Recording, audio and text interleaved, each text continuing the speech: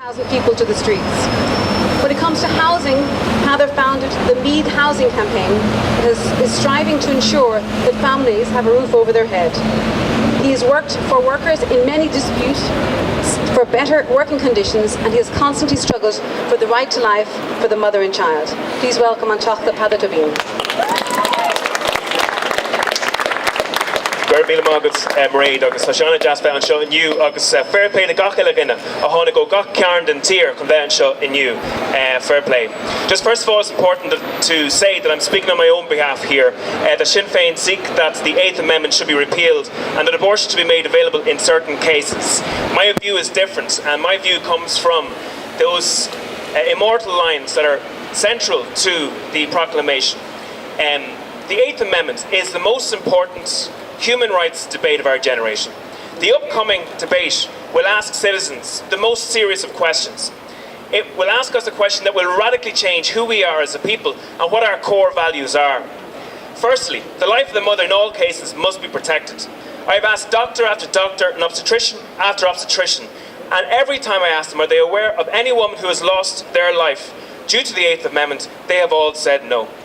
With the 8th Amendment, Ireland has one of the best maternal mortality rates in the world, and I would not support any law that did not guarantee the right to life of the mother. Now, the unborn child is an individual living human being. She is the weakest and vulnerable of all human life. She has no voice. All she has currently is the 8th Amendment and your vote. And abortion is a life and death issue like no other issue. It is the direct ending of human life. There are many tragic and difficult, scary situations happening to many people in Ireland today. Many mothers, fathers and unborn children. And many of those people will see darker places than I'll ever see myself. And I believe that our approach to these people must be, these people are our families, our friends, our relations and our neighbours. And our approach must be one founded on compassion.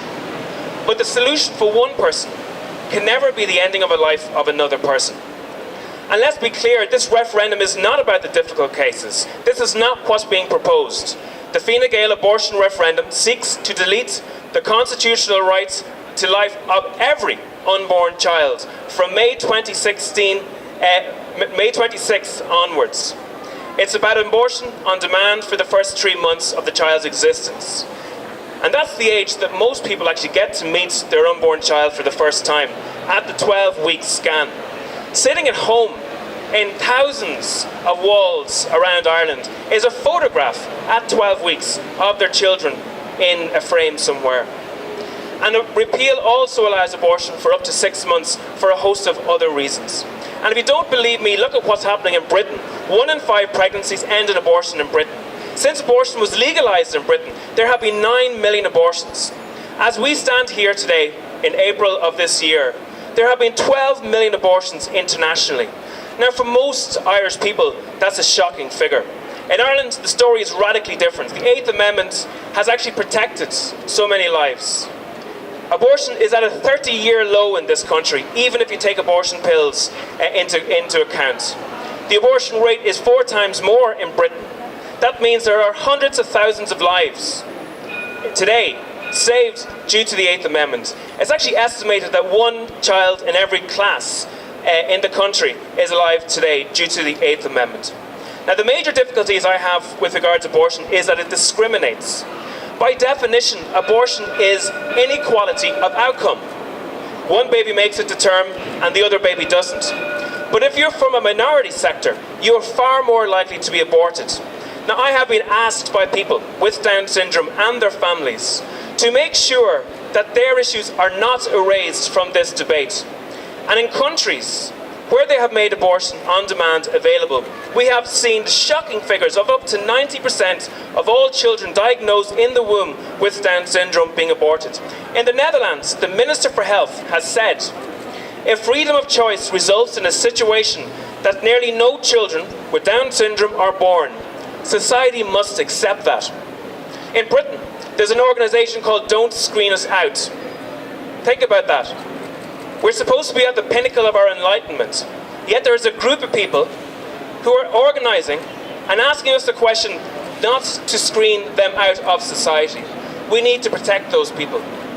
Internationally, there are 100 million women missing throughout the world due to gender selection abortion and infanticide.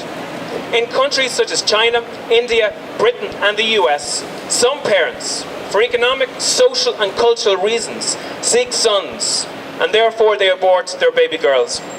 And I support 100% a woman's right to be born. Abortion also differentiates minorities. In Africa, or in America at the moment, African American children are aborted more times in New York than actually come to term. It's shocking that in a generation that shouts Black Lives Matter, that abortion rates are skewing the ethnic backgrounds right around the world. Abortion discriminates against the poor. In the US, if you're from a poor family, you're far more likely to be aborted than if you're from a rich family. 75% of unborn children in the US are from poor and low-income backgrounds that are aborted. Now, obviously, for each of these children, it's catastrophic. But societies are radically poorer if the rich diversity of humanity is progressively removed. Ireland under Fine Gael, I believe, is a dangerous place to be a young mother or a child. The feminisation of poverty has accelerated under Fine Gael's austerity governments. Right now, there are 3,267 children in emergency accommodations. 714 people are on trolleys. We have 8,500 children waiting to see medical specialists. Dozens of pregnant mothers have been forced into homelessness this year and last. Now, if Simon and Leo say that they support pregnant mothers, you would imagine that they'd put a roof over their heads first and foremost. Leo Varadkar says he's pro-choice, but he ignores the economic factors that Fine Gael create that make so many women feel they don't actually have a choice.